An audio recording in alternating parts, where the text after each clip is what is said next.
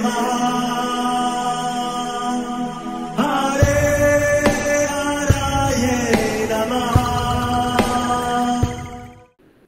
कृष्णा जी, आप सबका बहुत बहुत स्वागत है। मंगलाचरण आरंभ करते हैं।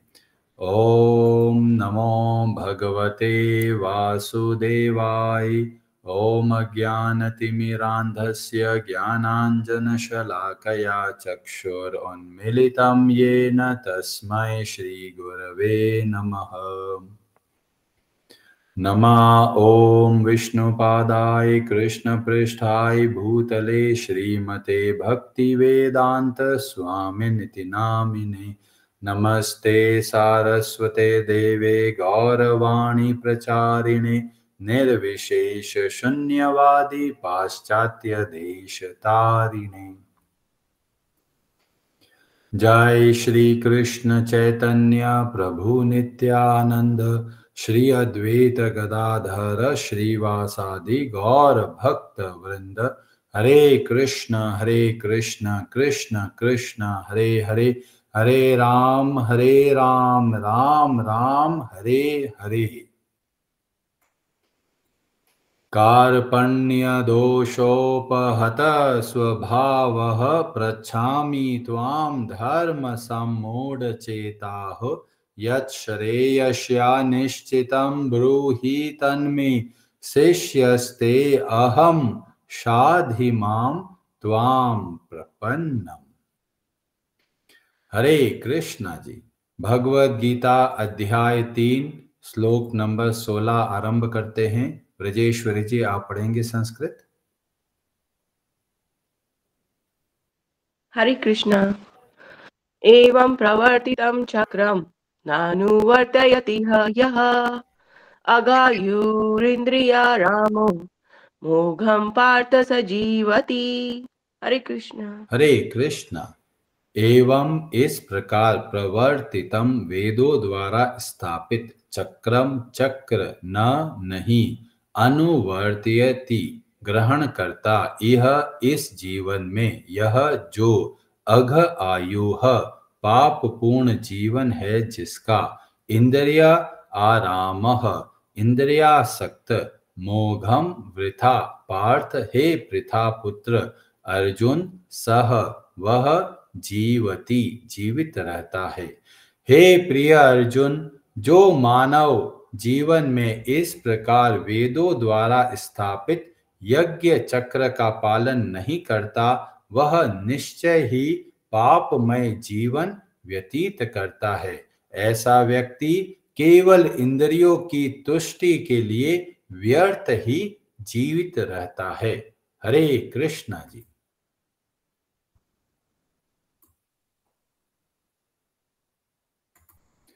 तो भगवान श्री कृष्ण ने सृष्टि कर्म का वर्णन किया और बताया कि जो व्यक्ति केवल अपने सुख भोग के लिए जीवन जीता है उनका जीवन कैसा है। मोघम पार्थ स जीवति।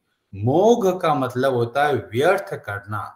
जैसे कहीं बताया जाता है जो बाण चलाते हैं तो बोलते हैं अमोघ। अमोघ का मतलब वो खाली नहीं जाएगा। और यहाँ पर मोघम शब्द का प्रयोग करके भगवान श्री कृष्ण बोलते हैं ऐसे व्यक्ति, कैसे व्यक्ति, इंद्रिय रामो या इंद्रिया आरामः, जो केवल अपने सुख भोग के लिए जीवन को जीते हैं, ऐसे लोग अपने जीवन को व्यर्थ कर देते हैं। और ये कहां से आरंभ हुआ, तो पहले श्लोक पहले लाइन में बोला गया एवं प्रवर्तितम चक्रम।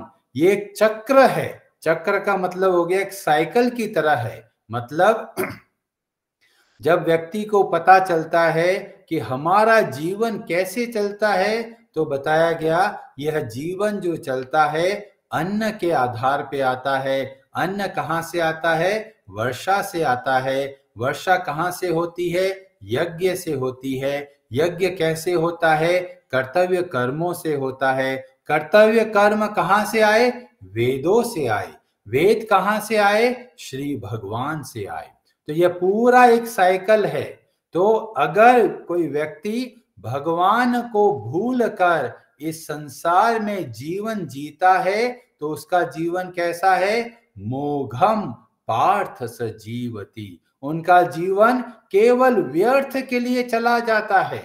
और इसीलिए हमें इस बात का ध्यान रखना है कि सदैव भगवान के प्रति कृतज्ञ रहकर हमको अपने सारे कर्तव्य कर्मों को बहुत अच्छे तरीके से करना है।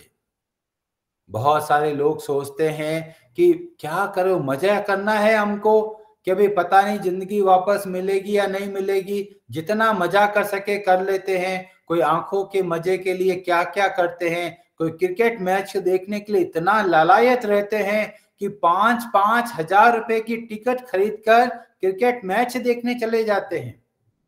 या फिर कई लोग पिक्चरों के पीछे पागल होते हैं, एक पिक्चर को 10, 15, 20 बार देख के आ जाते हैं। वो ये नहीं सोचते ये समय कितना अमूल्य है, और आंखों के मजे के लिए लोग इतना अमूल्य समय व्यर्थ कर देते हैं। कई लोगों को फोन की इतनी आदत लगी होती है, वो घुमाते रहते हैं और नए नए शॉर्ट्स आते चले जाते। वो सोचते नहीं अरे मेरा समय कितना अमूल्य है जो व्यर्थ होता चला जा रहा है। और इसीलिए इस बात का ध्यान रखना है, अपने आंखों के मजे के लिए जीवन को नहीं जीना है। कई लोग अपने जीभ के मजे के लिए जीवन जीते हैं। जहां कहीं भी पकवान की दुकान देखी वहीं पर रुक गए, सोचते चलो खा के जाते हैं, नई दुकान है नया टेस्ट आएगा। पर ऐसा टेस्ट न जाने कितने जन्मों से हम इसके पीछे भाग रहे हैं।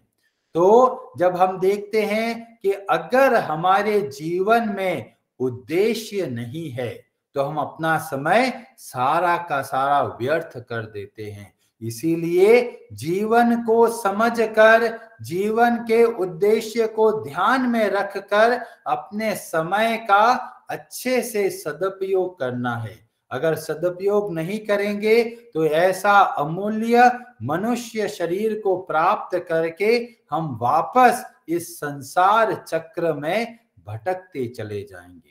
और इसीलिए ऐसे ग्रंथों का बहुत बड़ा योगदान है हमारे नैतिक उत्थान के लिए, नैतिक डेवलपमेंट के लिए। और इसीलिए ऐसे ग्रंथों का अध्ययन हमको ध्यान से करना है। गवर्नमेंट बहुत सारे रूल बना देती है और कहती है भाई ऐसा करोगे तो सजा मिलेगी, उसको अपराध के अंतर्गत आएगा। तो जो गवर्नमेंट रूल बनाती है उसको अगर कोई तोड़ता है तो वह अपराधी कहलाता है। और भगवान के बताए हुए वेदों के अनुसार जो नहीं चलते उनको पापी बोला जाता है, क्योंकि ये जो लोग पाप कर्म लगते हैं वो वेदों के हिसाब से नहीं चलते। और जब वेदों के हिसाब से नहीं चलते तो उनके ऊपर पाप लगता है, और पाप का जो परिणाम मिलता है वह मिलता है दुख, पीड़ा, बीमारी। ये सब पापमय जीवन जीने की वजह से आता है। और इसीलिए हम सबको ऐसे ग्रंथों को समझना चाहिए और ग्रंथों को समझकर अपने जीवन में परिवर्तन लेके आना है। और जैसे जैसे शास्त्र हमको सिखाते हैं, भगवान के भक्त हमको सिखाते हैं, वैसा अगर हम कार्य करते हैं तो बाहर से लगेगा अरे ये तो गलत है, पर फिर भी ऐसे कार्य को करना चाहिए। जैसे कि अर्जुन को लगता है अरे युद्ध करेंगे तो बहुत पाप लगेगा, पर जब भगवान बोल रहे हैं तो भगवान की शक्ति वहां पर कार्य कर रही है, और इसीलिए अर्जुन युद्ध भी करके पाप को नहीं प्राप्त होगा। ऐसे ही जब हम शास्त्रों के हिसाब से अपने जीवन को चलाते हैं तो हमको पाप नहीं लगता। पर जो शास्त्रों को छोड़कर, भगवान को भूल कर अपने मनमाने ढंग से जीवन जीते हैं तो भगवान बोलते हैं अघायु। अघायु का मतलब है पापमय जीवन। केवल अपना जीवन जीते हैं पापमय। तो कई लोग बोलेंगे अरे प्रभु जी इसमें क्या पाप है, हम तो अपना जीवन चलाते हैं, बड़े हो गए, व्यापार करते हैं, जॉब पे जाते हैं, परिवार को चलाते हैं, इसमें कहाँ पाप आ गया। तो पाप इसीलिए आ गया क्योंकि भगवान की संपत्ति को हम काम में ले रहे हैं बिना भगवान को श्रेय दे। मतलब जब हम भगवान को भूल कर इस संसार में जीते हैं तो स्वतः ही पाप का आचरण करते हैं, और इसीलिए भगवान का स्मरण करके हमको अपना कर्तव्य कर्म करना है। भगवान श्री कृष्ण बोलते हैं, तस्मात् सर्वेषु कालेषु माम अनुस्मर युध्य च। सदैव भगवान का स्मरण करना है और अपने कर्तव्य कर्मों का पालन करना है। पर जैसे ही भगवान को भूल जाते हैं तो हम कहां फंस जाते हैं? 6 शत्रुओं के अंदर फंस जाते हैं। काम, वासना, लोभ, क्रोध, मद, मोह और मात्सर्य में आवेश आकर हम लोग गलत काम करने लग जाते हैं, और इसीलिए ऐसे ग्रंथ हमको सावधान करते हैं। जीवन को व्यर्थ नहीं करना है, सोच विचार के सही तरीके से अपने समय का सदुपयोग करना है। आजकल गवर्नमेंट तो बोलती है कि चलो भाई मांस खा सकते हैं पशुओं को मारकर, पर वास्तव में जब हम ऐसे धर्म शास्त्रों का अध्ययन करते हैं तो हमें पता चलता है कि किसी और जीव की हिंसा नहीं करना है।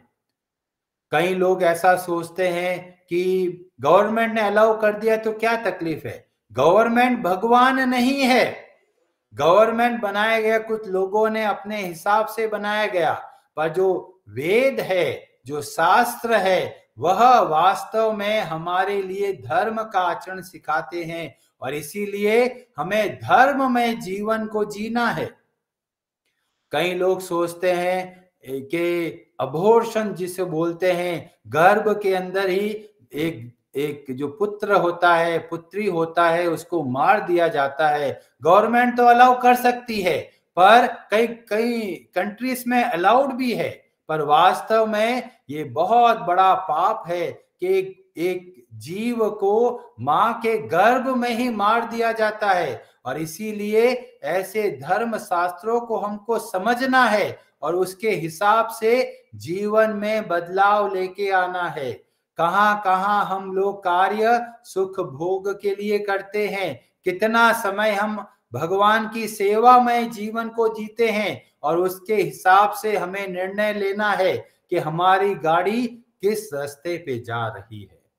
रामचरितमानस के उत्तर कांड के अंदर बहुत सुंदर वर्णन मिलता है, जो भगवान श्री राम शिक्षा देते हैं, जिसको श्री राम गीता बोलते हैं। वहां पर बताया गया, परद्रोही मतलब जो व्यक्ति दूसरों से द्वेष करते हैं, दूसरों से ईर्ष्या करते हैं, या फिर परदार। परदार का मतलब है दूसरे की पत्नी के ऊपर गलत नजर रखते हैं, या फिर पर धन, दूसरे के धन को हड़पना चाहते हैं, दूसरे की संपत्ति पर कब्जा करना चाहते हैं। आजकल हम लोग देखते हैं भाई भाई एक दूसरे क्या संपत्ति खींचने में लगे हुए हैं। और बोला गया पर अपवाद मतलब दूसरों की निंदा करना। जो ऐसे लोग हैं वो कैसे हैं? ते नर पावर पापमय, वे लोग पापी है। देह धरे मनुजात, मनुजात का मतलब है राक्षस, जो मनुष्य को खा जाते हैं। तो जो लोग दूसरे की पत्नी पर गलत दृष्टि देखते हैं वे राक्षस कहलाते हैं, या दूसरों पर द्वेष का भाव करते हैं, या दूसरों की संपत्ति का हरण करना चाहते हैं। ये सब पापमय जीवन है, और हमें इनमें से कोई भी ऐसा कार्य नहीं करना है जो हमको पाप के रास्ते पे लेके जाए। रामचरितमानस में बताया गया, बड़े भाग मानुष तनु पावा, बहुत बहुत मुश्किल से हमें ये मनुष्य का शरीर मिला है। सुर दुर्लभ सब ग्रंथि न गावा, बड़े बड़े देवता लोग इसका बहुत प्रशंसा करते हैं कि मनुष्य का शरीर मिल गया, पर क्या होता है? तो बताया गया, आकर 4,84,000, ये 84 लाख योनियों में क्या कर रहा है? जोनी भ्रमत यह जीव अविनाशी, यहां भटक रहा है।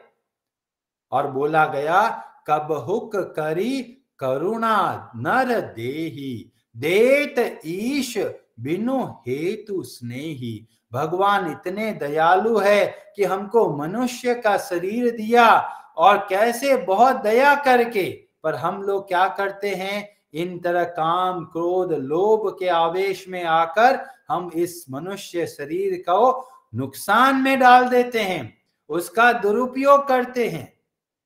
और फिर गोस्वामी जी बताते हैं करना क्या है। तो बोला गया, नर तनु भव बारिधि कहु बेरो, ये मनुष्य का शरीर एक नाव की तरह है जो हमको इस भव सागर से बाहर निकाल सकता है। पर उसमें एक जरूरत है कैप्टन की, जो हमको नाव को सही रास्ते पे लेके जाएगा। और वो कौन है? तो बोला गया, करण धार सद गुरु दृढ़ नावा, जो गुरु होते हैं वो हमारी नाव को सही रास्ते पर लेके जाते हैं और भव सागर से हमको बाहर निकालते हैं। और इसीलिए इस मनुष्य शरीर का दुरुपयोग नहीं करना है, काम वासना सुख भोग के अंदर इस मनुष्य शरीर को नष्ट या फिर व्यर्थ नहीं करना है। भक्तों के संग में आकर इस मनुष्य शरीर का सही सदुपयोग करना है। हरे कृष्णा जी, आप सबका बहुत बहुत धन्यवाद। हरे हरे नमः।